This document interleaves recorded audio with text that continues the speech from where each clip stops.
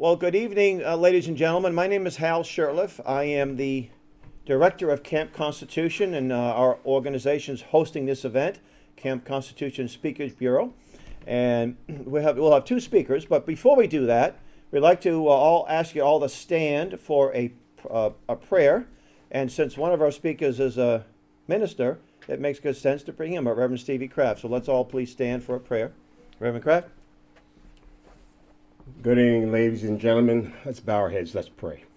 Heavenly Father, we come now in the mighty, majestic name of our Lord and Savior, Jesus Christ, Son of the living God. Lord, this is the day you have made.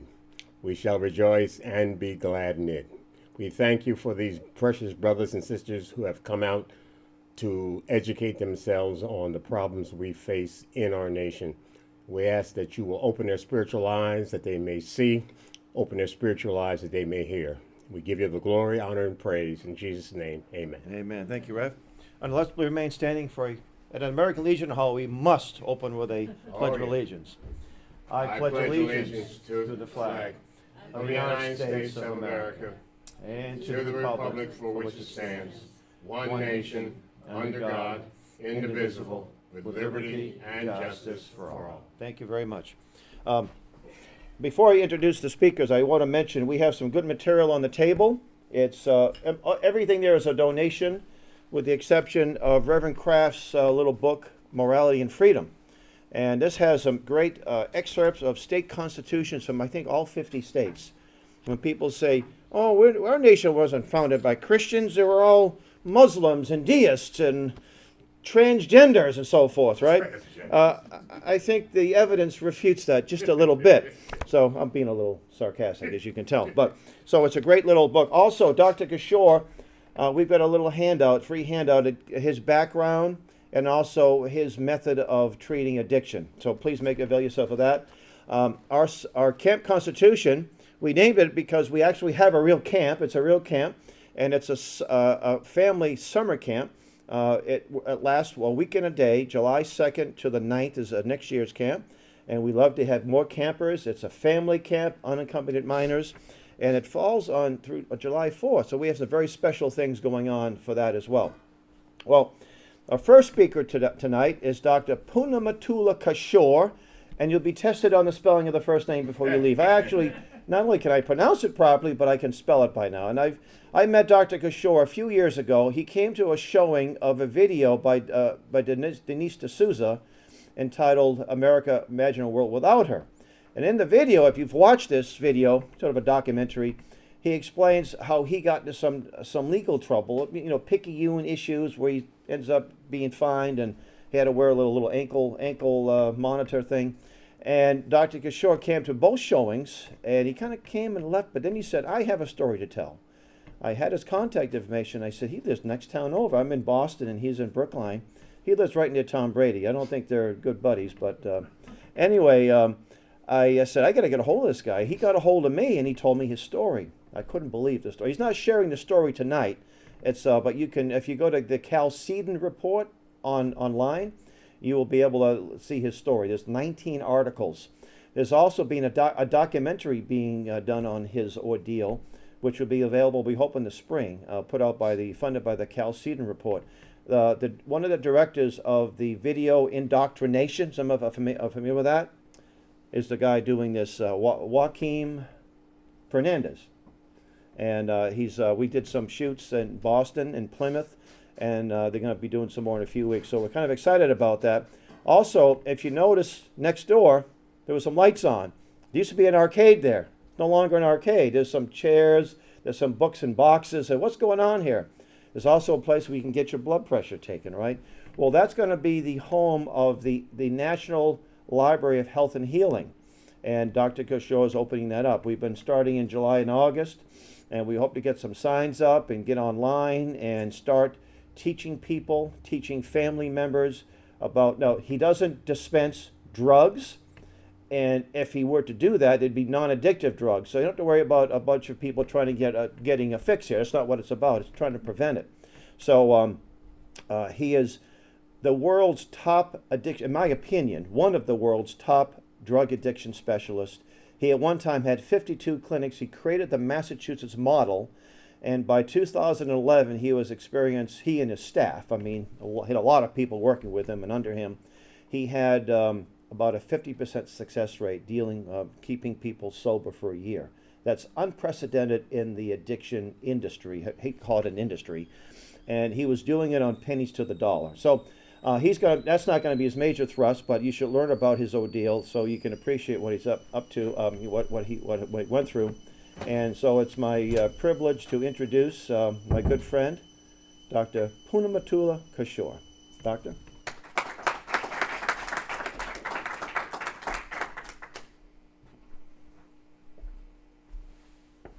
Thank you, Hal. And good evening. Thank you for all who came here today. As Hal mentioned, I'm representing the Camp Constitution. They have a Speakers Bureau. I'm part of the team of people who go and talk to different programs. You can see the beautiful young faces here. I had the chance to meet all these youngsters in Ringe, New Hampshire. What a wonderful experience that was. My first time at the camp. The families were there. It's a wholesome 7-8 days of activities. I call these youngsters the future of the country, especially in the context of the addiction epidemic. We are seeing young lives being lost every day. So we got to protect the youth of the future. If we don't do it, we'll have a big price to pay.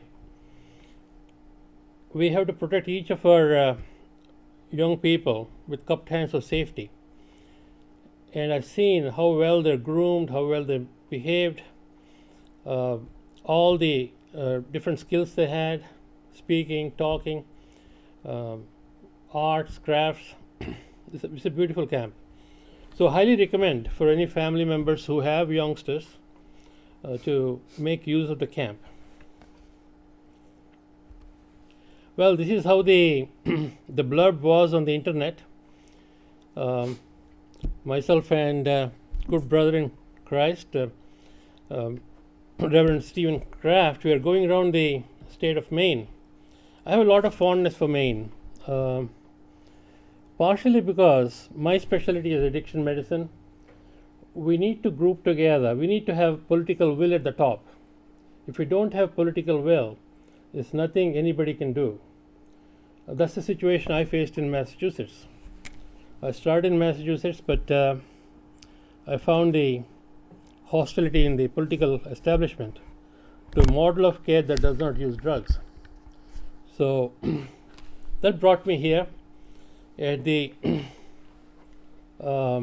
SACO was yesterday's first event. Today is the second event, and we got a bunch more coming up. I'm not sure from the top addiction specialist, but I'm one of the few doctors in the country who work with the addiction problem on an outpatient basis. Most of the times addiction is treated in a rehab setting where they go far away. So I have a lot of knowledge about what happens, why people get addicted, how do they get de-addicted, why do they relapse, how do you keep them from relapsing, how do you get them to like their sober state, how do you enhance the recovery experience, can you sustain the sobriety. These are all the skills that are not taught in the textbooks. And I do it all through primary care. Addiction is considered a mental illness. I don't believe it. It's good they consider it a disease because we can bill for it and get the visits paid for. But in reality, it's more complex than that. So I take care of them as a primary care doctor. And as we know from the newspaper from yesterday, we have the front headline, Maine has a problem with overdose deaths. They were surpassing the totals for 2015. Not good. Not good. Why is it? There are so many doctors, so much money being invested in this treatment industry. How come we are not getting good results? if we are not getting good results, how can we rectify it? How can we get a viable solution? That's the key theme for this day. Well, can anybody complete the sentence? Treatment of addiction is like a... Anybody want to take a guess? Make a guess. It's a broken system. It's like a knotted rope. That's why we're not getting results. If a person has a heart attack, bing, bing, bing, we know what to do. Call 911.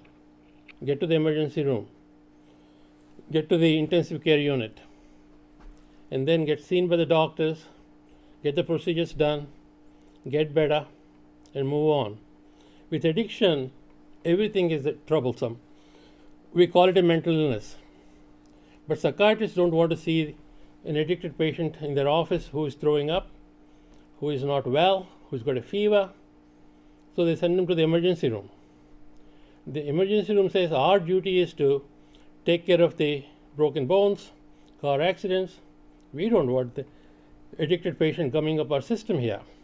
So they put them in a back ward and they don't know what to do. They call the crisis team. So the crisis team comes, they spend a lot of time. They say you're not suicidal, you're not homicidal, you're not a danger to yourself. Come back in the morning or call these 10 places to get a bed. And how can an addicted person call all these places? When he calls the places, we don't take your insurance. So you got to call the insurance company. You get approval for a day or two. Observation is the word for the insurance companies. So he gets observed for a day. Because the person is using drugs, they're not showing withdrawal, the insurance company says you cannot stay here. And they give them a piece of paper saying go to the AA meetings. This is not treatment. So this is the problem with why we are having this massive amount of overdoses. And then what do people do? They self-help. They go to the next door neighbor or their old dealer. Hey, I want to get off the stuff. What should I do? Hey, I got a better thing for you from China. Little fentanyl. So next thing you know, they don't know how to use it. They messed up. They pass away. A little bit about myself. I'm a physician. I have a master's degree in public health from the Harvard School of Public Health.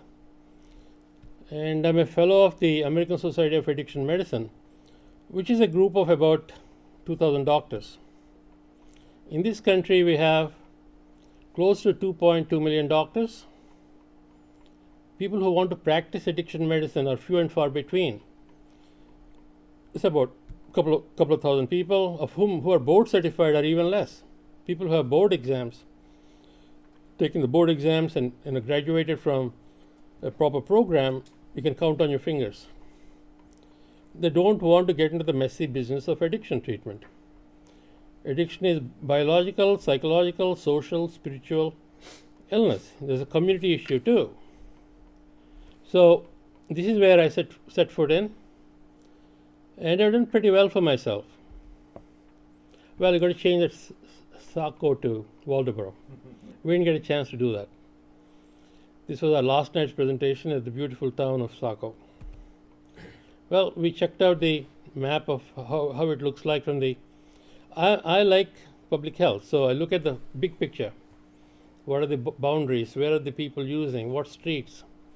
So I mapped it out for them last night. Unfortunately, it's a team of 3 who saw the presentation, but it's a good trial run for us for today.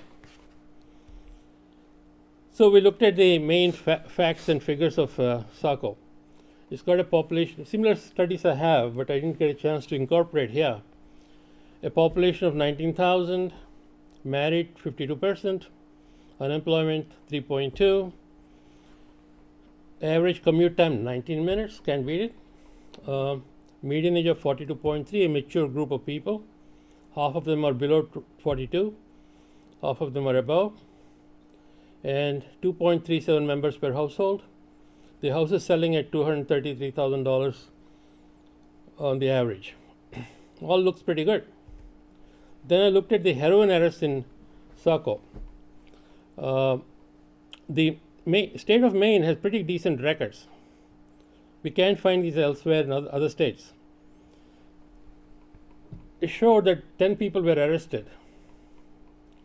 That's the top of the equation. We've got to see how many people are there, figure out the rates and ratios.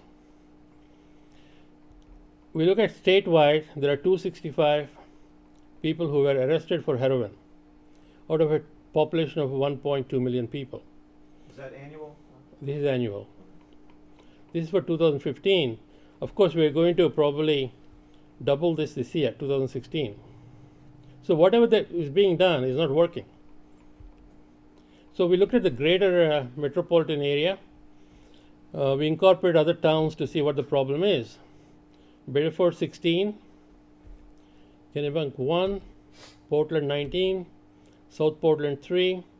You can see the numbers are, all the cities and towns had problems with heroin. Not good news. Heroin is illegal. Where is it coming from? And how do we stop this flow? It starts in Florida. It comes up on the heroin highway called Route 95. It comes up royally in big cargo containers, and along the way they drop it off in different states. And Maine is the last pit stop for the drug dealers. We can see the blatant abuse of public highways and the public trust to transport this heinous medicine or heinous poison. I looked at arrest rates in Saco. The first one that came up is approximately 10-11 months ago. They arrested these threesome after they found a bunch of people dead. They were conducting their business out of a motel in this township. This man on the I think it's on the left is from Senegal. He came in as a tourist and never left. And he's royally doing good business in New York with this other gentleman on the right. And the middle person is his connection in Maine. So this is how the groups are forming and distributing this poison substance into schools, colleges, and into communities. So we got to know, be aware of what's happening out there. But these people are not going to prison at all, because we have this movement in Maine where the police put them in treatment instead of in prison. So everybody becomes a patient in the rehabs. They call them drug blocks, where they can live, play, and commune together, make some more connections. So this is a sad state of affairs, where the police are asked to foster this kind of a system once a person has done bad things, killed people, but they're considered so-called people with a disease, so they can't be punished. So this is a travesty of justice. The people behind it are two people, one from Washington, D.C., a person by name Botticelli. He combined hands with the police chief of Gloucester, Mass., because the problem is out of control. Washington the buck stops in Washington. They got to show they're doing something, so they came up with this program called Angels, police people as angels. Think of that. Angels flying around and rescuing addicts. It's way out of their ken. They're not doctors, they're not nurses, they're not social workers, but they're asked to do this work. Why? And basically to cover the whatever. They're doing something, spending money, the public is kind of fooled a bit. So this is the state of affairs where it comes to arresting people and making sure this problem does not occur. And these police people are carrying these nasal inhalers. This is called Narcan. Have you heard of Narcan? It is like a opioid reversal drug, but most of the people who take heroin also take other drugs. Heroin lasts in your body for 6 to 8 hours. Then they get sick. So they may not find the dealer. Most of the dealers do their deals in the morning. Then they go on vacation for the rest of the day. So they can't find the dealer. So they got to use a little pill from somebody's cabinet like Xanax or Valium. And then their body cannot tolerate it and they die. So this does not 100% address the problem of overdoses. And this is being pushed into all the schools, all the police departments, all the fire departments, anywhere in the community. In the past, you need a prescription to get these drugs. They took away that need for a prescription. People can buy it. What good does it do? Recently, the whole batch of these inhalers were recalled. Who is keeping a record of it? If I were prescribing it from my office, it's my obligation to make a note that this batch is bad, so bring it back. So there's no controls on this medication right now. And the Clinton Foundation has the lock on this medicine. They're bringing it along with Department of Health and Human Services and Adapt Pharma to so-called distribute freely. There's no free lunch. Somebody's paying for it. Who, we don't know. It's coming out of the federal taxpayer pockets or some sort of a prestige of funds that are funding this Narcan distribution. So this is another problem. So in reality, the federal government wants us to believe addiction is a disease. Fine. If it's a disease, treat it like a disease.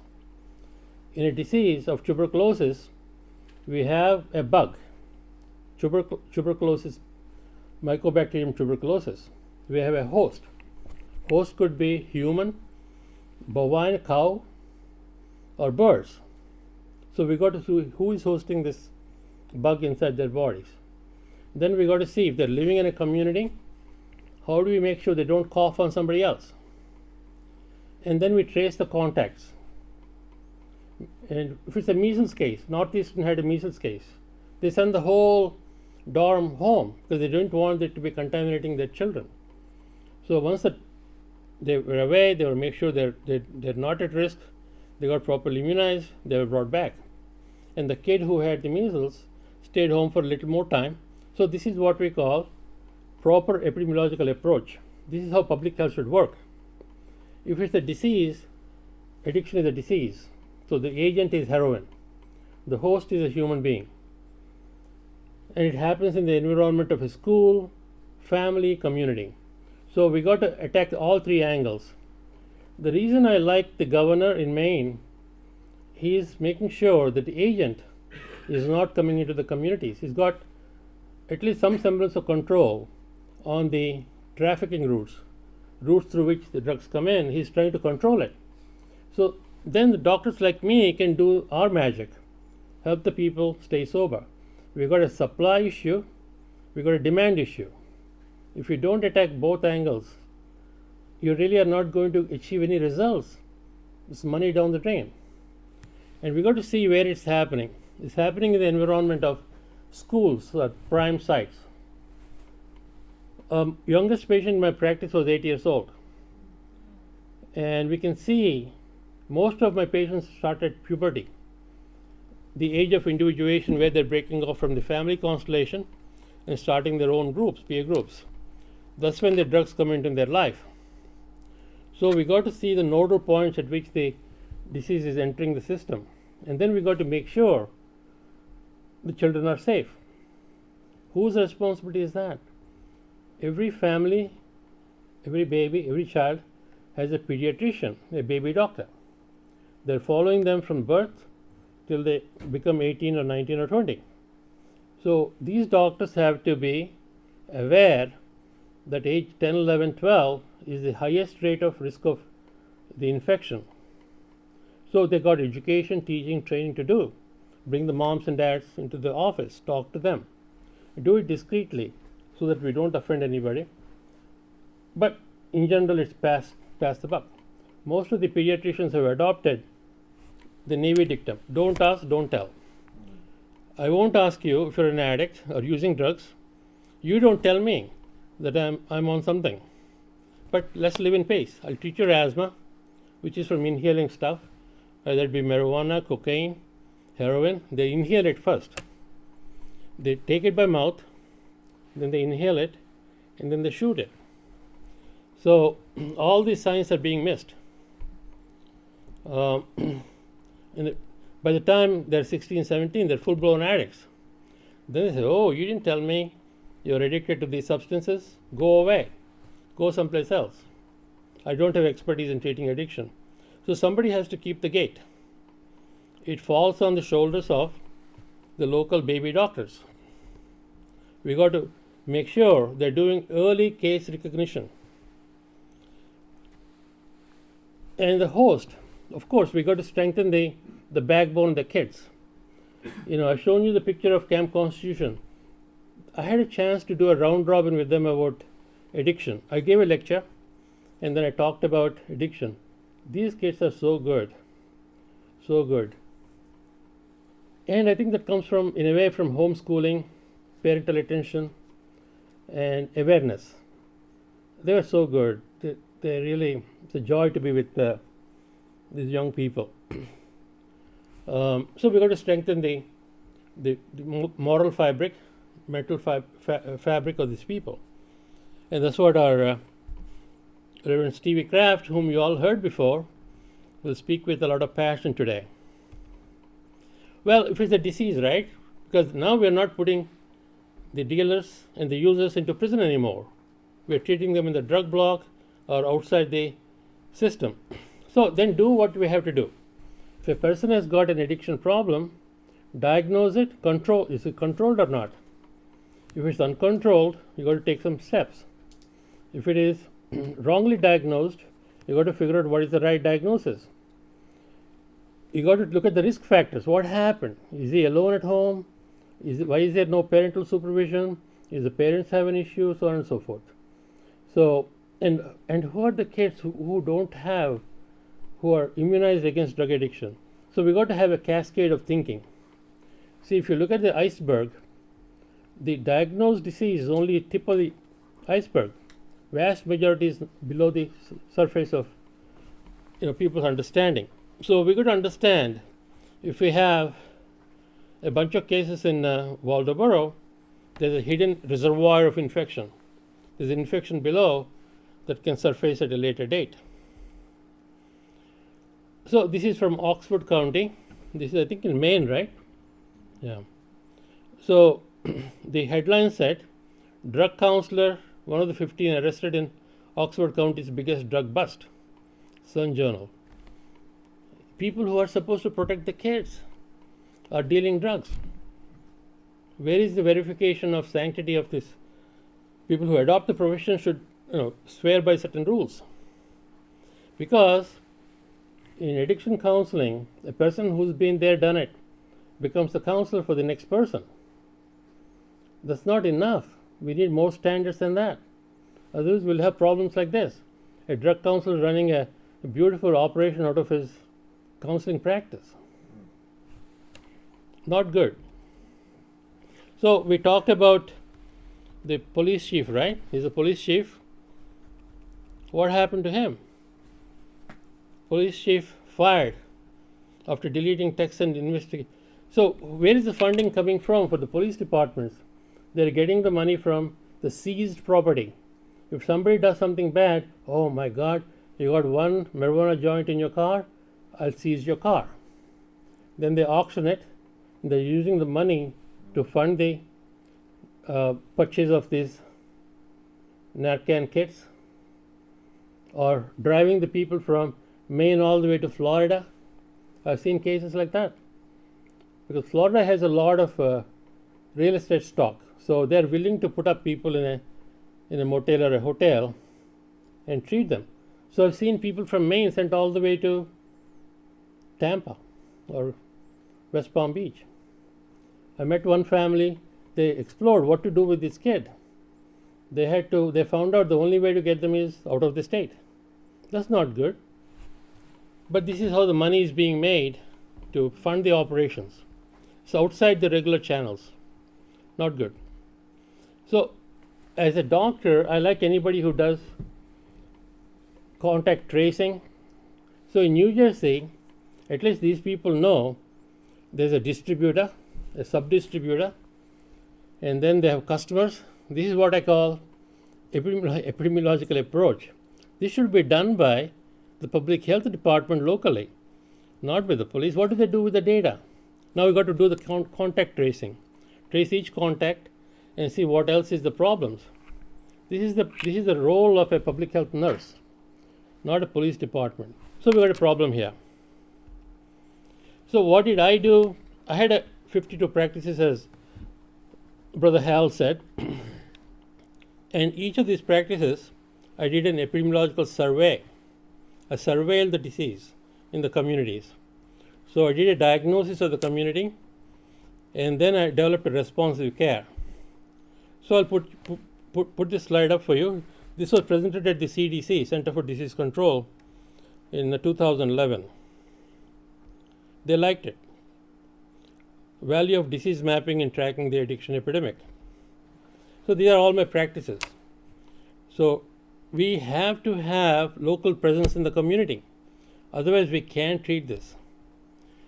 I used to tell my staff, why do you have so many offices? Why can't you have one big glass tower with your name Kishore in bulbs like Madonna?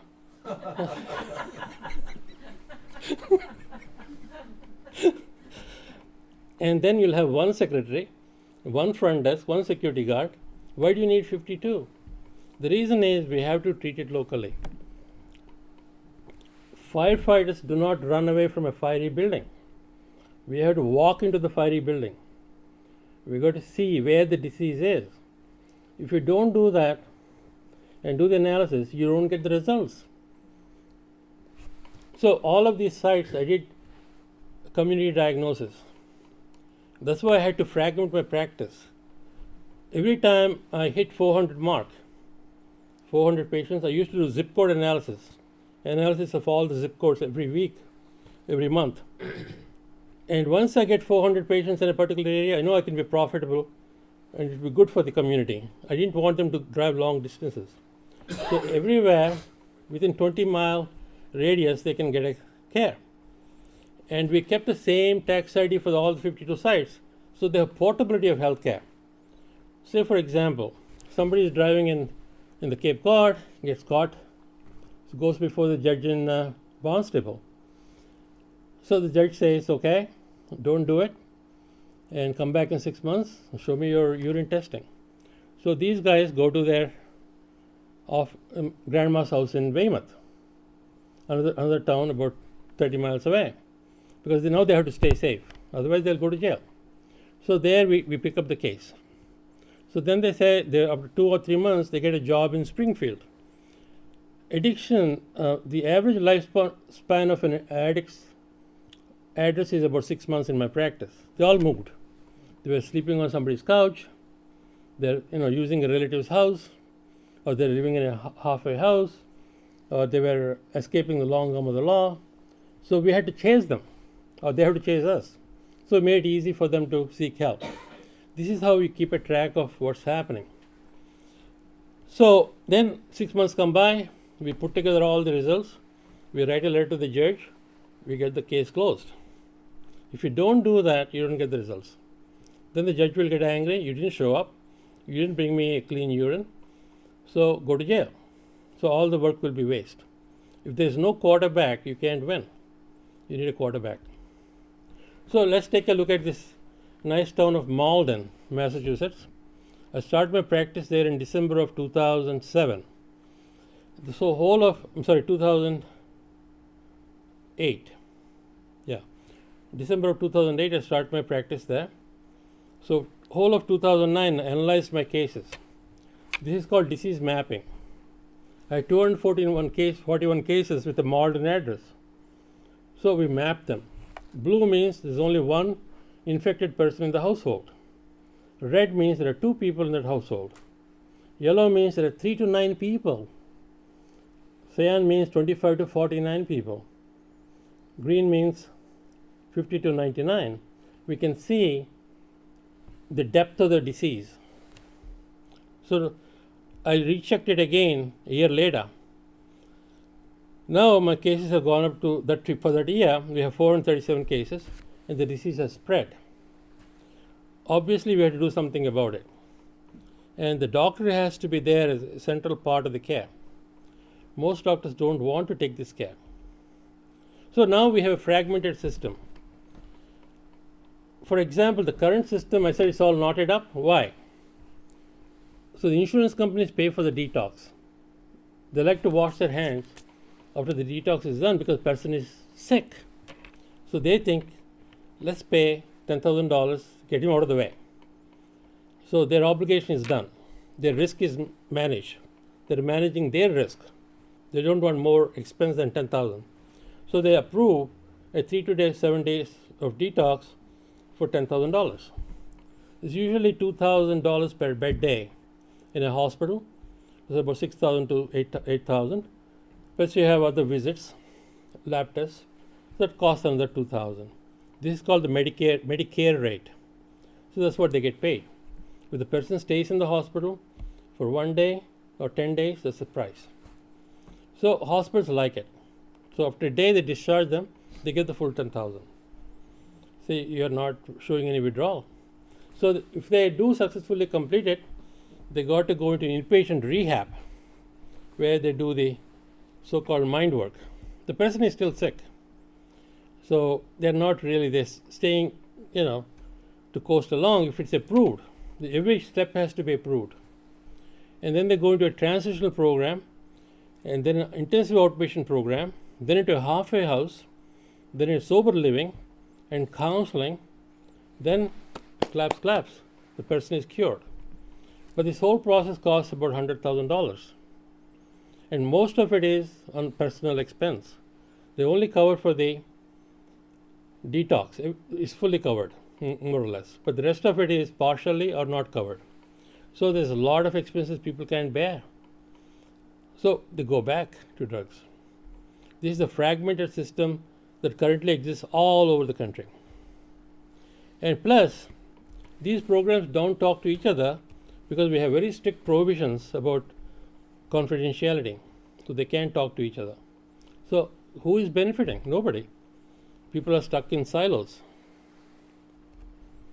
So just look at this. The fentanyl, which is killing our kids, you can just go here and click.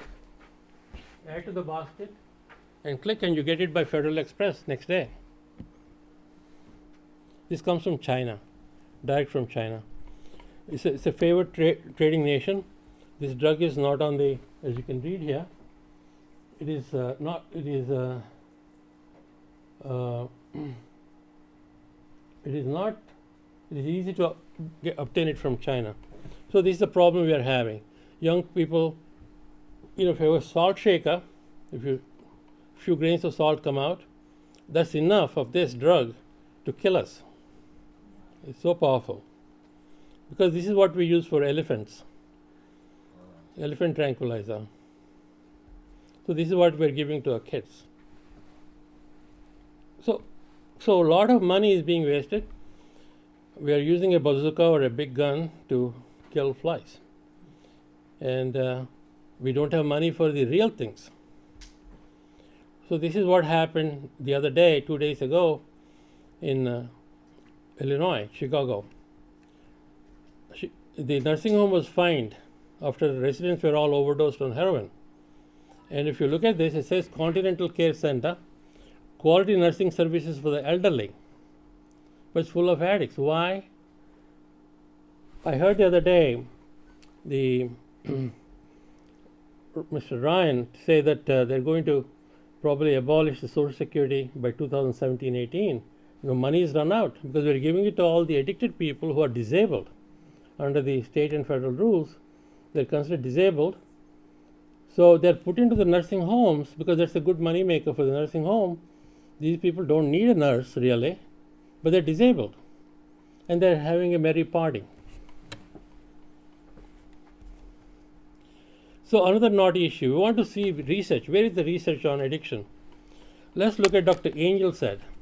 It is simply no longer possible to believe much of the clinical research that is published, or to rely on the judgment of trusted physicians or authoritative medical guidelines. I take no pleasure in this conclusion, which I reached slowly and reluctantly over my 2 decades as the editor of the world-famous New England Journal of Medicine. So the research is contaminated. Most of it is sponsored research. A drug company wants to get Suboxone or methadone to the community. They sponsor a research. It's sort of like medical prostitution. So they get the results they want. And now that story becomes headline news, and then poor people go for it. It's called the medical industrial complex.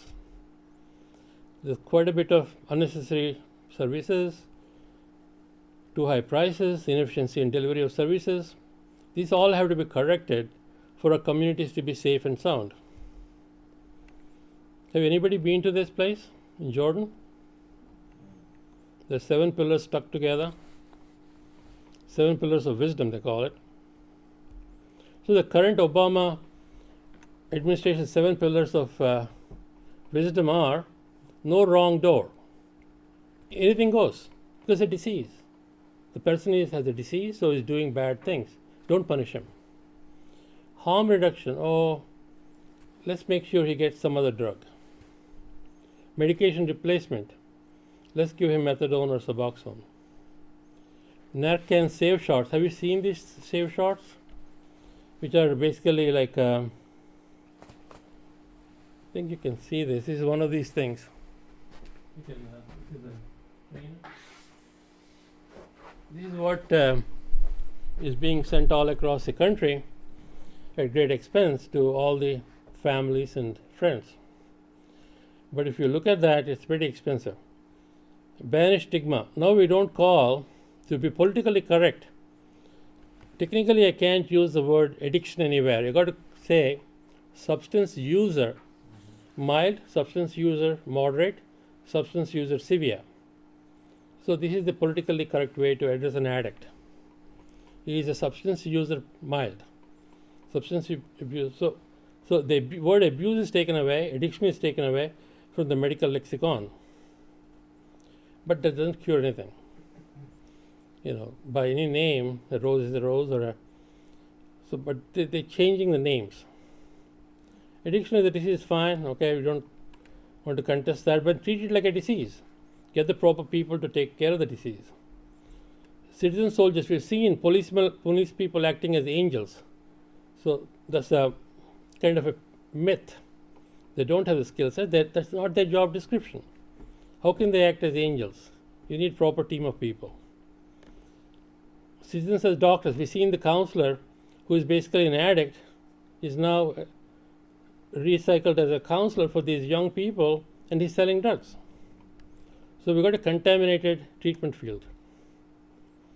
So our own drug czar he knows addiction firsthand. He's an addict, and that's why we choose him to be our drug czar. So his thinking is somewhat skewed by his own personal experiences, not by science or reason or appropriate methodologies.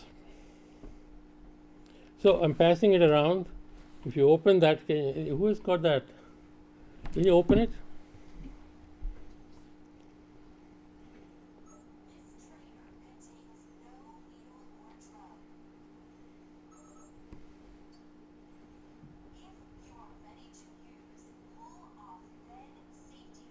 Yeah, do that. Pull the red. Yeah.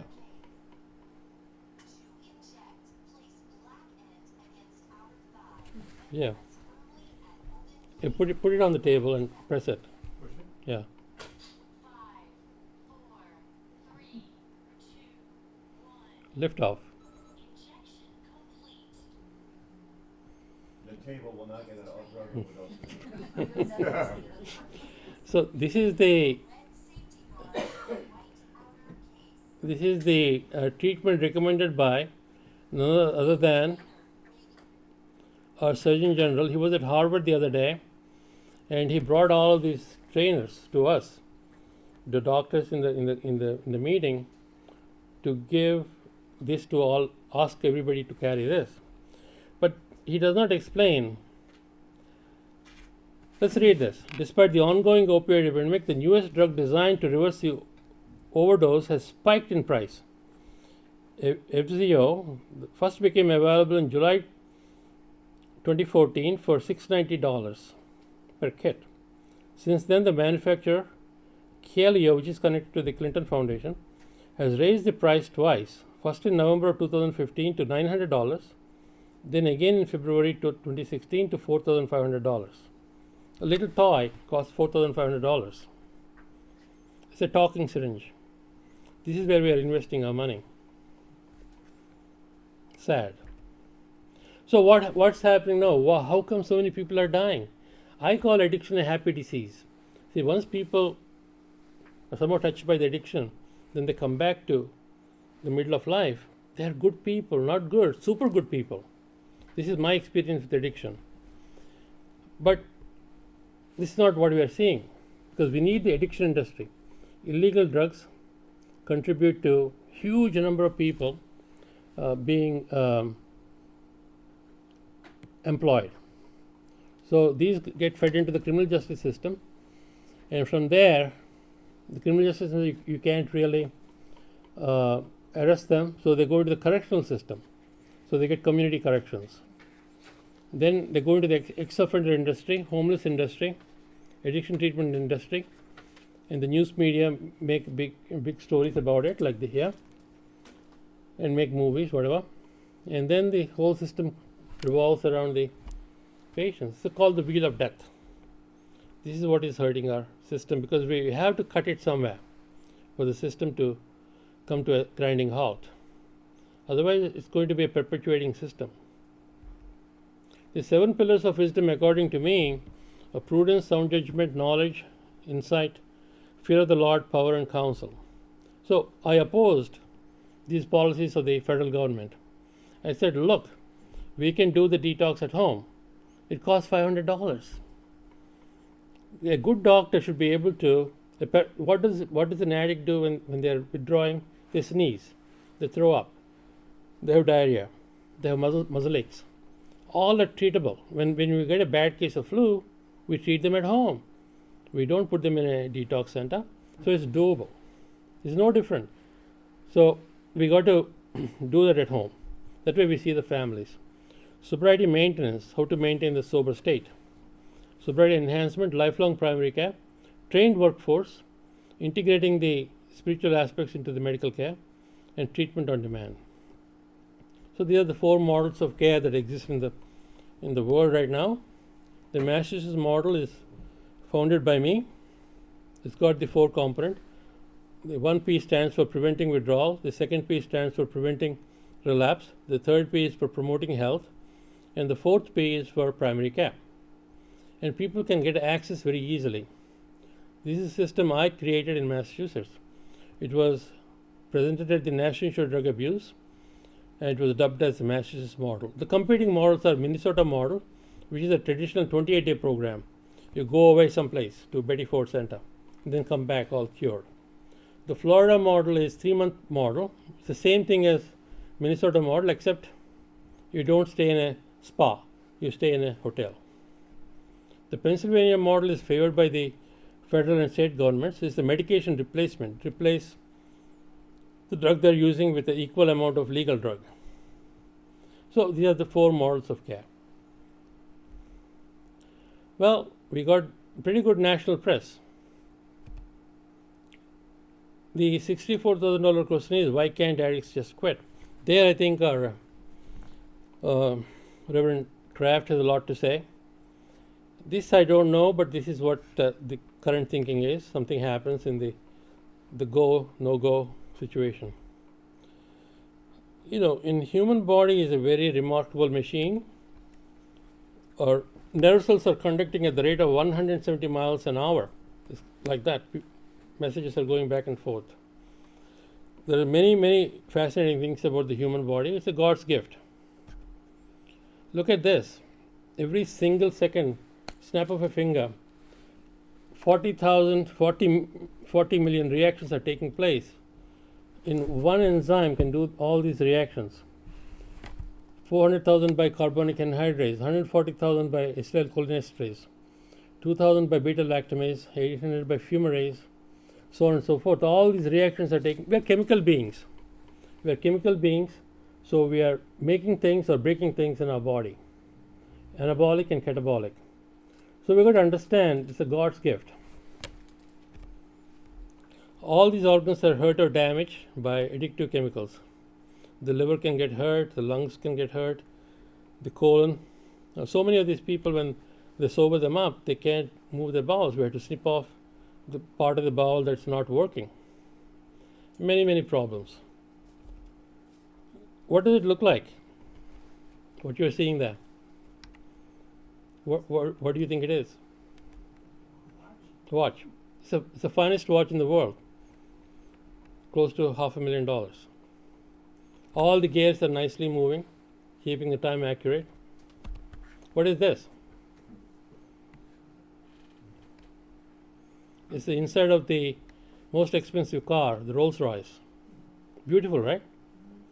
You want to do some crayon writing on it? See, we are basically have the right to drive the car. If you want to destroy it, fine, do it. Human body is like a Rolls Royce. If you want to hurt it, take marijuana. Hey, be my guest. Take heroin. We got to. The responsibility, charity begins at home. You got to respect that this is a vessel we are inheriting, and we take care of it, and then the rest of it will fall in place. Once you take, I'm the owner of my body. I'm the owner of my mind. I'm the owner of my spirit and soul. Then the cascade starts nicely. Self-help is the best help. So there are some of the verses regarding addiction, but I think I'll leave it to the good pastor here. And a little thing about our Library of Health and Healing. I must thank Janet who got the project off the ground. We got the place, painted, we got books, we got furniture. So this is where we are meeting here as a community. Our hope is to do more of these so that we can find solutions. Otherwise, we'll continuously spend more money, throw good money at bad programs. So you're welcome to come here. If you leave your contact information, we'll all make you the life members of the library. So you can access me anytime. If you have a question, you want to ask in private, you can email me. My information is all here. You can call me. I don't mind it. So this is part of the public health mission of the library. We expanded. It used to be called the National Library of Addictions. Because then I realized in my wilderness, when I lost my practice to what happened in Massachusetts, I began to see a lot more of the bigger picture. So we expanded, Janet and myself, we expanded to call the Library of Health and Healing. So how to get people healthy and how to heal wounded communities. And I love Waldoboro. I love it because when I came to Harvard, they were doing the Framingham Heart Study. Framingham was a small village of 5,000 people. We studied how heart disease starts in people. And now we have the world's best knowledge from that little village of 5,000 people. And when I talked to Janet, we have 5,000 people here too. So we should be able to pioneer work in addictions here. We have a good community of people, good people with minds. So we should be able to generate information from here that will be valuable to other communities. Well, the whole hope is to bridge the gap between the academic health. I come from the academic side of the matters, hospitals. I was teaching at Harvard and many other universities. But the local community, somebody has to interact. Otherwise, people are lost. How do you get better? What's happening? Why are people dying? We need answers. Oh, this is Waldoboro statistics, 4. Tomorrow we'll be in Houghton, right? Friday, 1. Lincoln, Maine, I didn't find any arrests, so this is a good community. Except they lost half their population. From 5,000 they went to 2,000. So we don't know the statistics there. Prescal, 5. So a little bit of my spiel for you guys. If you want to ask me anything, welcome. Questions? Done. Excellent. Yeah. What we're going to do is we're not going to have a formal Q&A session just for sake of time, but after Reverend Kraft's finished, we'll do that. I should say informally. Some of you, I know, probably got to get going. Rev, your presentation's in here, right? Yeah, just going ahead and Alrighty. All right, now I am very pleased to introduce my brother from another mother, as we sometimes say, Reverend Stevie Kraft. Let me just make sure I get the right presentation here.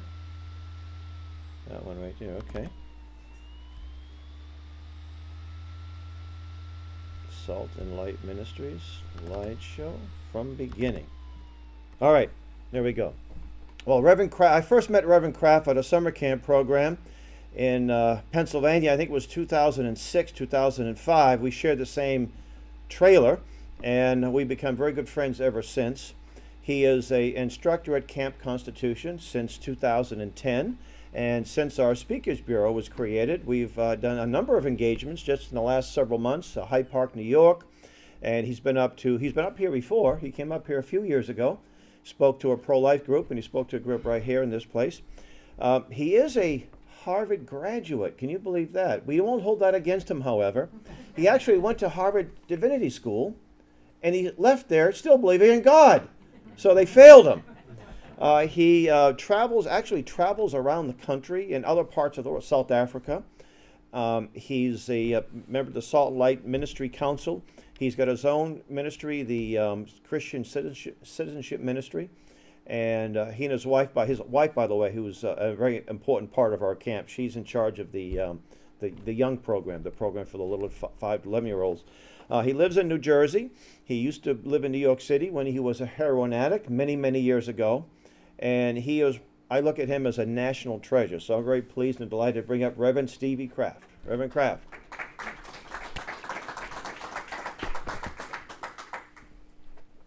Good evening, ladies and gentlemen. Just to give you a short synopsis of what God has done in my life and where I've been. Look at my face. I'm 73 years old. People look at me and they don't believe it until I show them my license. But then when I show them my before picture, when I was 33, I looked like I was 73. Because when I was 33, back in the 60s and 70s, I was shooting heroin every day. There was a hole in my soul. And one of the reasons, just like my brother here, Dr. Kishore, was speaking about the medical and physical aspects of addiction and the disease concept of addiction, addiction also has a moral and spiritual component. And the reason why the stigma piece on addiction is impossible to remove is because of the fact that addiction and crime are linked at the hip. And when people try to eliminate the stigma that's attached to addiction, it's almost impossible. Because addicts, by nature, most of them don't have insurance policies. They can't go and get insurance to get a 5-day or 7-day detox. And even when they do, it still doesn't work, because addiction at its root, the Bible says, is a spirit. The Bible doesn't call addiction addiction. The term in the Bible for drug addiction is sorcery, from which we get our English term pharmakia, from which we get our term pharmacy or drugs. I'm going to give you a couple scriptures here. First scripture I'm going to give you is in the Old Testament, in the book of Hosea. Chapter 4, the prophet says, "My people are destroyed for lack of knowledge. And because they have rejected knowledge, the Lord says, I will reject them. Because they are no priest to me, seeing that they have forgotten the law of their God, God says, I will also forget their children." See, God says there's knowledge out here about different types of evils. And when we reject the knowledge that God gives us about these evils, God says, then he rejects us.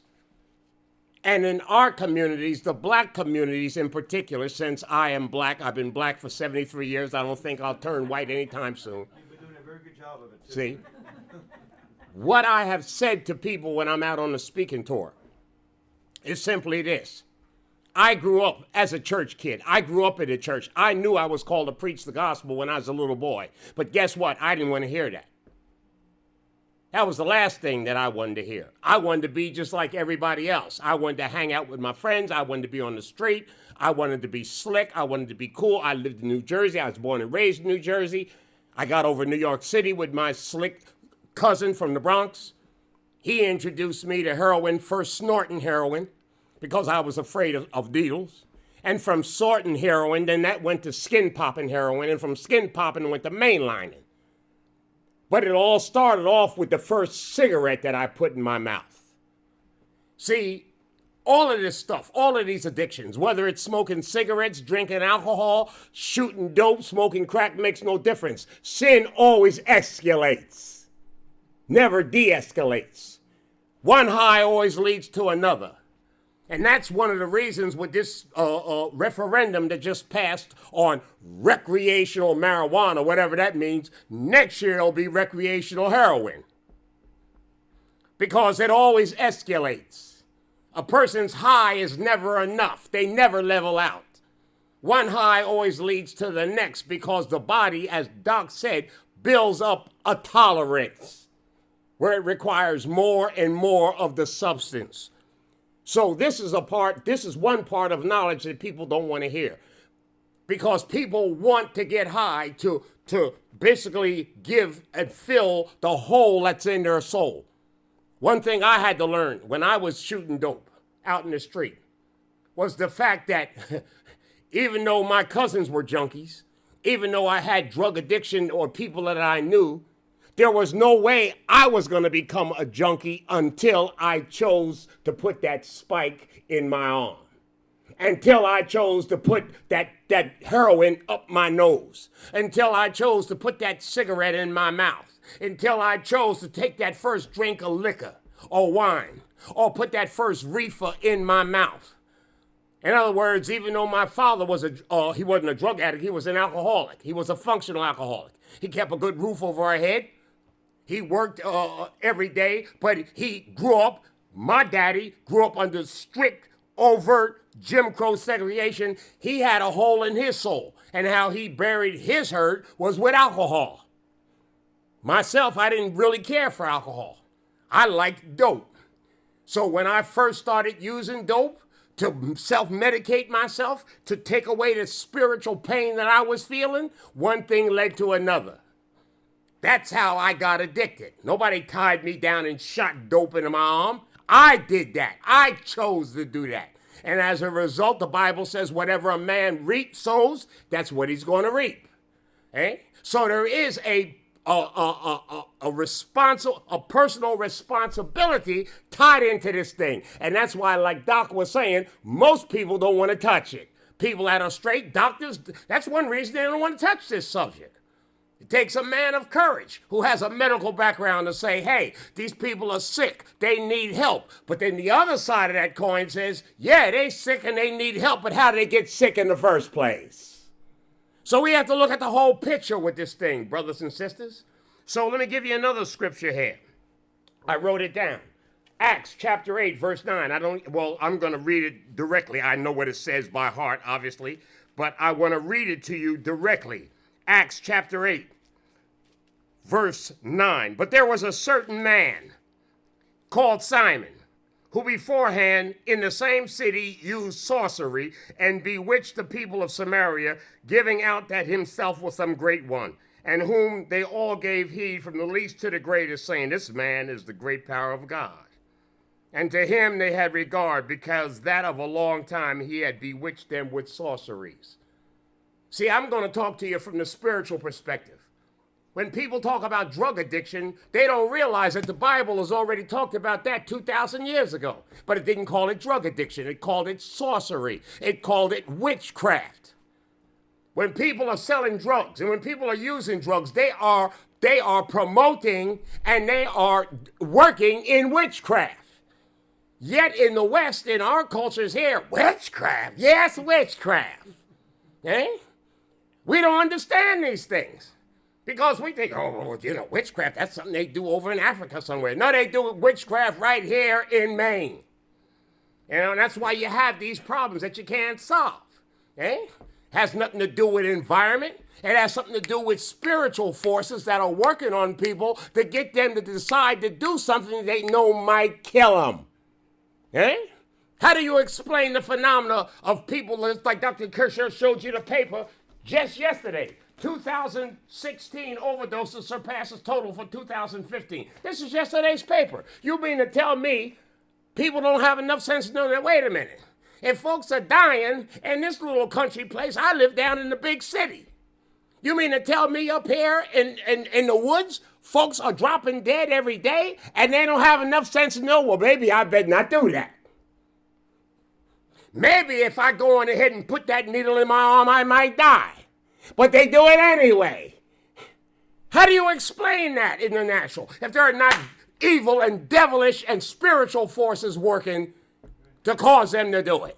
Eh? So like the doctor says, you got to deal with this thing from a holistic perspective. And the spiritual perspective is not being dealt with. Eh?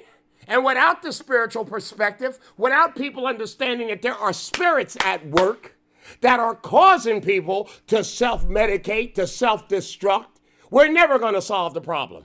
Some of you remember when I came up here with Mr. Shirtliff and Doc, when was it? September 28th, we went down to that State House. And Governor LePage, who they want to try to get rid of now, he's a racist. He blamed the three amigos. I cracked up, I made a note to myself. The three amigos, those guys you saw on Dr. Kishore's, the Senegalian from Africa, the white guy in the middle, and the guy from New York, the black American on the end. I call them the three amigos. You know why? Because Governor LePage, when I saw that story on him, he's a racist. He's blaming the blacks and the Hispanics for bringing the dope up here. He has the mugshot book. And the liberals jumped right on that and said, let us see the book. And they looked at the book. And they said, only 40% of the people in the book are black and Hispanic. The other 50% are white. Not only that, Maine is lily white. You mean to tell me these Senegalese and blacks are coming up to lily white Maine? It seems like to me they would stand out, don't you think? No, there's something more going on than that. And that's why I called them the three amigos. But the truth of the matter is, as long as you have a demand, you're always going to have a supply. Eh?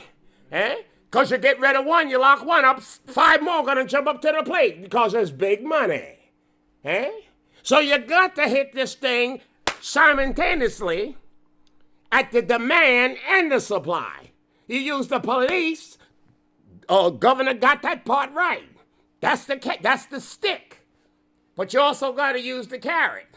You got to understand that we're dealing with spiritual forces here. I'm going to give you another scripture. I could give you 30. I could stand up here and just preach to you on this subject all day long, but I'm not going to do that. But I want to give you one scripture at the end of the book. In the book of Revelations, chapter 9, John the Revelator says in verse 21, chapter 9, he says, neither repented they of their murders. We see any murdering going on, y'all? Nor of their sorceries, nor of their fornications, that's sexual sex without being married, nor their thefts. Folks are stealing, fornicating, killing, and drugging. And yet we say the good book is irrelevant? I beg to differ. And you say it's not relevant to the times, the sign of the times? Baby, let me tell you all something in here. The good book picked our whole card before we even came on planet Earth. Because the good book tells us what happened in the beginning. The good book tells us what's going on now. And the good book tells us what's going to happen mañana. Eh? But we don't want to hear that. So we got a problem. Eh? And in my background, like Mr. Shirtlift said, when I got my life together in 1977, I got tired of going in and out of jail. I said, I'm done. But God had to take me to the bottom before I was ready to give that dope up, because I like shooting dope. Because you guys in here probably never had a shot of heroin, but heroin feels good. That's why when you see a junkie, you say, you feel no pain. And the only thing you want is another shot of dope. And you'll kill your mama to get it. Eh? So don't think you're going to deal with this stuff just telling, don't do it no more. I'll lock you up. You saw this shooting dope right in the nursing home. This thing is no joke. You're dealing with a force that's stronger than any human being. And without the grace of God, without the power of God, without the determination to live and not die, you'll never get free from this mess. Folks can't even get free from smoking cigarettes and drinking alcohol. How in the world are you going to get free from shooting dope? It ain't going to happen except supernaturally. But in 1977, I hit rock bottom. I saw my cousin take an overdose on 8th Avenue, 116th Street in Harlem. I was with him in a shooting gallery. That's where they shoot dope. He shot up first and dropped dead right there in the shooting gallery. I left, sick as a dog, vomiting, nose running, sick as a dog. But I knew that that was a hot shot. You see it happening right here every day. And yet they keep on doing it because there's something else working here. You got a demonic force working here on people. I go out to the West Coast. The devil told me in my mind, go west, young man, go west. Nobody knows you there. You'll be all right. You can get your act together. My whole life was nothing but an act. I got out there in Los Angeles. I was shooting white China smack in New York. Got out there in Los Angeles and started shooting Mexican brown dope. Eh? Different place, same junkie, different place. Eh? You know, you don't get straight by changing your environment. Just like Doc said, they sending them from Maine. I got to send my boy to Florida so he can get cured. Guess what, baby? It won't work. He get dope in Florida, too. Plus, there's some good cocaine in Miami. Eh? I got out there in California, start shooting Mexican smack. And then God says, I got to take this old boy down or the devil will kill him and take him to hell. So what happened? I got out there one night on Venice Beach in Southern California, next to Santa Monica Beach. I shot some heroin, smoked a joint with angel dust, PCP, drank a pinch bottle of rum, and my lights went out. I blacked out on that beach. Don't know what happened. But when I came to, I was buck naked in a straitjacket in Camarillo State Hospital. And they told me I had a drug psychosis. I come to find out later on, years later, what had happened was that all those drugs kicked in. That was sorcery. That was witchcraft. And the devil told me, take off your clothes, get buck naked, and walk out into the Pacific Ocean and drown. And that's what I was about to do. I took off my clothes. I'm in a blackout. Walked right out in the Pacific Ocean. Could have got swept away in the undertow. Somebody saw said, man, that man's naked. He walking out in the ocean. They knew, said, something wrong with him. And somebody grabbed me and took me to the mental hospital. But I could have died. But that was my wake-up call. That was the best thing, brothers and sisters, that ever happened to Reverend Kraft. Because that was my wake-up call. Because I knew after that it was ball game. I knew if I went back to dope after that, I was done and through gambling. Never went back from that day to the night I stand up here before you. Never put another cigarette in my mouth. Never took another shot of dope. Never snorted cocaine again. Never got high again from that day to this. Went to Bible college.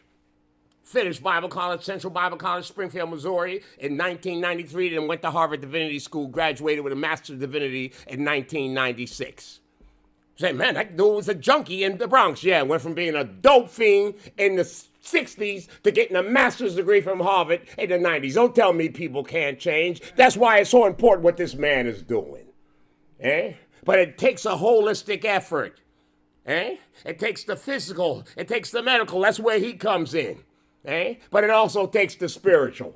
We have to understand what we're dealing with here. We're dealing with a spiritual force here that has physical complications. But at its root, it's much more than just physical. That's why they lock you up when they catch you dirty. That's why they lock you up when they find out that you murdered somebody because you robbed them and had to kill them so they couldn't snitch you out. They know there's a criminal element behind drug addiction. That's why the stigma cannot be released. That's why the stigma cannot be taken off.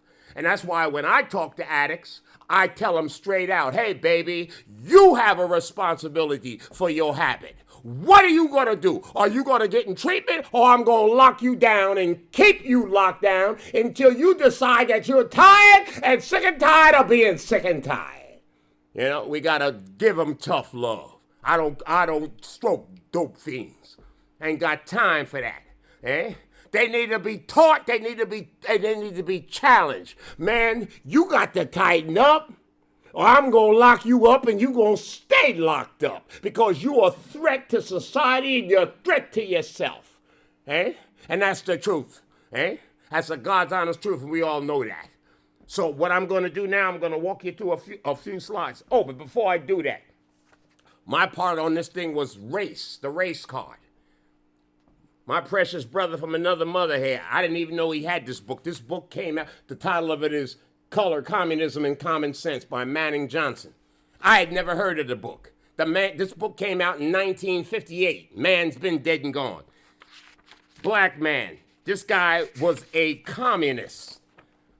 High-level black communist. But then he met Jesus Christ and gave his life to Christ and got saved. And he renounced Marxism and communism and gave his life to the Lord and wrote this book. And then he died shortly later in a car crash. I'm at Hal's house yesterday in Boston. He takes me up in his attic. And my eye went right to that book.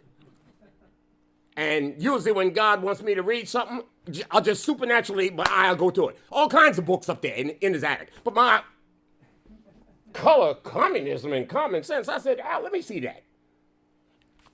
Short book, only 77 pages. But I want to read to you just one part, just a few snippets of the communists' plan and why we see all this racial hatred and racial division and confusion and these blacks kicking up their heels, rioting, burning up, killing cops and all. And we think this stuff is a joke. Baltimore, Maryland, cops getting killed. LA, cops getting killed. Addiction and crime are joined at the hip. And we all know that. And that's why we have to use a holistic approach with this thing. We can't be so hard-nosed that we say there's no hope for them, lock them up, throw away the key. And on the other hand, we can't say, oh, them poor things. They sick. And we could, we just leave them alone. No. They have to be challenged. And they need help because they are sick. But it's not a sickness of somebody, man, literally took them and tied them down and got them addicted. And that's the other side of this thing. And that's why it's so hard to deal with this thing. But one little chapter. I'm only going to read you a couple paragraphs. But when you hear this, ladies and gentlemen, you'll begin to understand where all this racial nonsense is coming from. This chapter is called Subverting the Negro Church. They used the term Negro back then. Created doubt. This is the scheme that the communists use to use the blacks as their pawn to destroy the system of America. You create doubt. You create lack of confidence. You bring up suspicion. You set up situations that bring about racial bitterness. You use violence. You use conflict. You put forth demands that are so unrealistic that race relations are worsened. Does any of this sound like contemporary stuff, y'all? You attack everybody that does not agree with you, and you attack them as reactionaries, fascists, Ku Klux Klanners if they're white, and Uncle Toms if they're black. This is straight out of the Marxist playbook, y'all. And this guy was a black Marxist until he gave his life to Jesus. I would assume he knows what he's talking about. Then he says, and only after the order came down from Moscow in 1934 that to win over the Negro intellectual by deceptive flattery and adulation did the communists' public attitude toward them change. A large number, now this is what really affected me, because I'm a black minister, but I'm a patriot. I'm a conservative black minister, but I'm street smart. I've been there and done that, so you can't play me, you know? He says a large number of Negro ministers are all communists. Think about that, y'all. He says some are prominent and influential. Al Sharpton, Jesse Jackson. He says others are run-of-the-mill. He says, listen to this. He says, but they all in common believe that beating the racial drum is a shortcut to prominence, money, and the realization of personal ambition, even if the Negro masses are left prostrate and bleeding. Does that ring true to y'all? That's what's happening. If we, people of goodwill, black, white, Hispanic, Chinese, and polka dot, don't come together as one unified force of people that love this nation and love God, we are in for a race war. And America will be destroyed because the communists, the Marxists, who are being controlled by the invisible spirit known as Satan the devil, is behind all this. And that's why the Bible tells us in the book of Ephesians through the Apostle Paul that our enemies are not human. Our enemies are not flesh and blood human beings. Our enemies are principalities, powers, spiritual wickedness in high places. Our enemies are demons, devils, and people that are controlled by them that are making people act a fool. Eh? And if we don't understand that, because we think, oh, that sounds crazy. Well, guess what? No matter how crazy it sounds, that's what the Bible teaches from cover to cover. Jesus believed it. Everybody else in the Bible believed it. And all one has to do is look around in society to prove that it's true. Eh? I got a lot of slides here to show, but Hal's already saying I might not even get through the slides up in here. That's all right, though. Because, see, this is my life. This is my life. I got 46 slides. Ain't no way I'm going to get through them. I'm going to go, I think, to the last slide. But I want to leave you, I want to know, seriously. But I want to show you exactly what's going on with this race nonsense. Let me see if I can find that one slide. A deliberate strategy to radically change America through targeting the poor. There's a purpose and a plan. The impact of liberalism on the culture, the moral decline using Darwinism, communism, socialism, secular humanism, destruction of the Christian moral system, the disintegration of the family. Why do you think all these things are happening? Failure of black leadership to address real problems, cultural hedonism. That means people are living for pleasure. Drug addiction gives pleasure. And that's why, like Doc says, people don't want to get off of it. Because when they stop using the drugs, they get sick. It's called withdrawal. So it's a changing, it never stops until people make up their mind, I'm going to get well and stay well. That's where he comes in. Okay, I'm going to keep on going. This guy here, some of you have heard of Saul Alinsky. Rules for Radicals. We all know Hillary Clinton, who might have been the president of the United States if God Almighty hadn't gave us a little more mercy and grace by putting Donald in there. But when she wrote her thesis at Wesley, she said that this guy was her inspiration. And what did he say in his book, Rules for Radicals? He says, unless we forget at least an over-the-shoulder acknowledgement to the very first radical from all our legends, mythology, and history, and who is to know where mythology leaves off and history begins, or which is which, the first radical known to man who rebelled against the establishment. That's talking about the establishment in heaven, God. And did it so effectively that he won his own kingdom was Lucifer. Eh? Lucifer, the devil. And she almost became our president. Eh? Look at this. Olinsky's rules. He was a Marxist. If you want to organize for power, you agitate, you aggravate, you educate, and you organize. There are three kinds of people in the world, Olinsky says. The rich and powerful oppressors, the poor and disenfranchised oppressed, and the middle class. The revolutionary goal of communism is to mobilize the poor and oppressed as a, boom, battering ram to bring down the system. Does anybody see what's happening here? The so-called rich and powerful 1%, and for some strange reason, people believe all of them look like you guys, white. Problem with that thinking is I know a whole lot of black millionaires and black billionaires, but they're Marxists. Eh? But they make you guys look like the oppressor. And people that look like me, oh, we're oppressed. The 1% have the money, but their numbers are small. The Marxists know the masses have the people. And that's why we have to come together, y'all, because America will be destroyed. So I want to go back through one more thing. I want to go through, I got a lot here, but I can't go through all this. I want to go through, okay, for example, welfare programs. You all notice, discourage work and marriage. Why would you discourage marriage unless you have an agenda? See, I tell people all the time when they say, Obama's stupid. He's the worst president we ever had. Yeah, he's bad. I ain't gonna say he's the worst because I don't know, wouldn't roll him. But I know one thing, the man sure is not stupid. He didn't get from Chicago, the streets of Chicago, to the White House because he was stupid. He's evil and he's a manipulator, but he ain't stupid. He's far from stupid. How many of us have been president of the United States? No, he's far from stupid.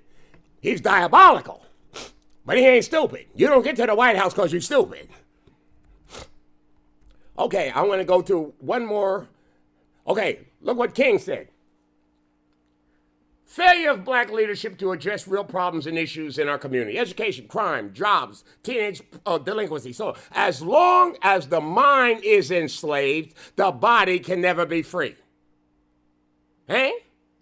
That's what he was talking about. Psychological freedom, which is a firm sense of self-esteem, is the most powerful weapon against the long night of physical slavery. So with black folks, the chains came off of our bodies after the Emancipation Proclamation and the 13th Amendment, but then the chains went on the minds and been there ever since. And that's why the blacks keep coming up with, the Marxist blacks keep pushing the slave issue. Slave, slave, slave. And then the whites get guilty, a false guilt. Oh, and that's where political correctness came from. And it's nothing but censorship.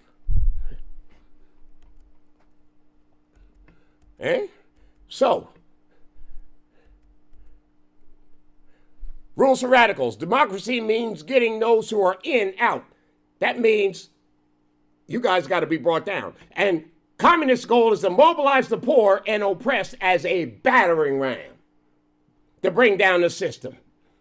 And that's why we have to put an end to this stuff through education. Eh? Because if we don't, it's not going to get any better. It's going to get worse.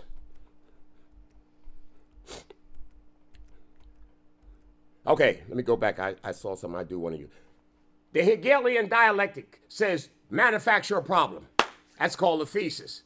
Then you react to the problem. That's called the antithesis. Then you accept the solution. In other words, you want to get something done? You come up with a false problem that you created, then come up with an opposing view, and then merge them together with a compromise, and you still get what you want. And you do it through agitation, aggravation, conflict, and strife.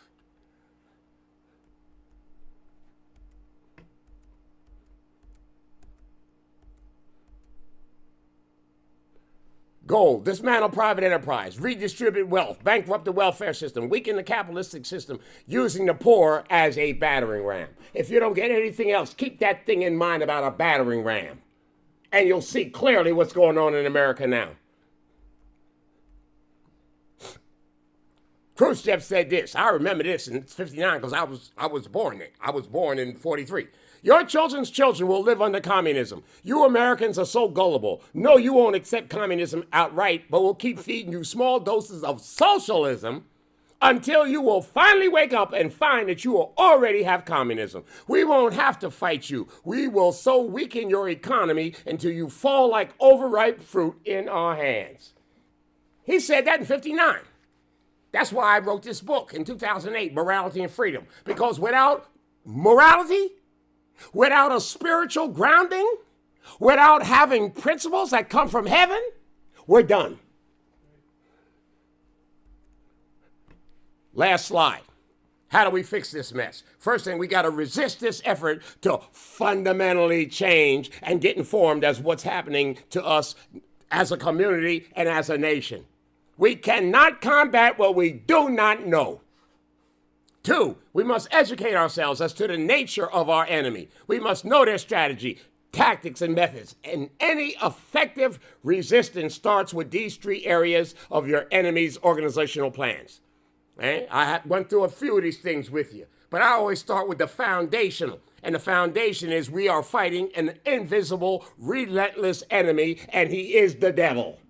And he works through human beings who will do his will.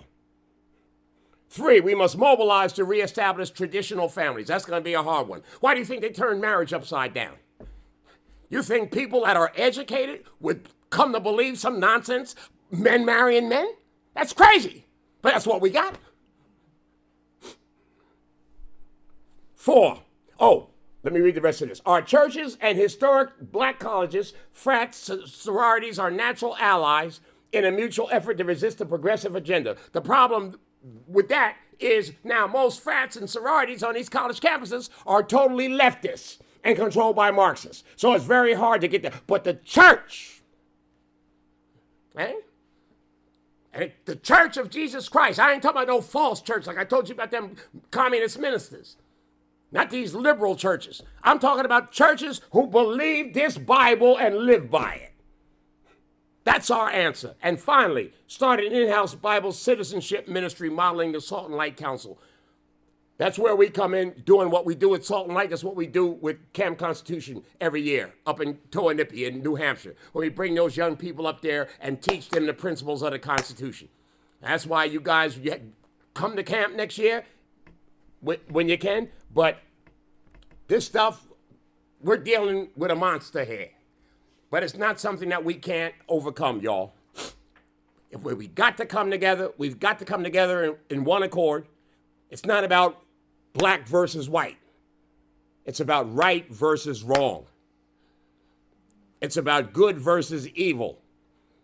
Don't get caught up in the hype and the propaganda, blacks are your problem. And I tell blacks, don't get caught up in the hype, whites are the problem. No, that's the communist tactic to divide and then conquer.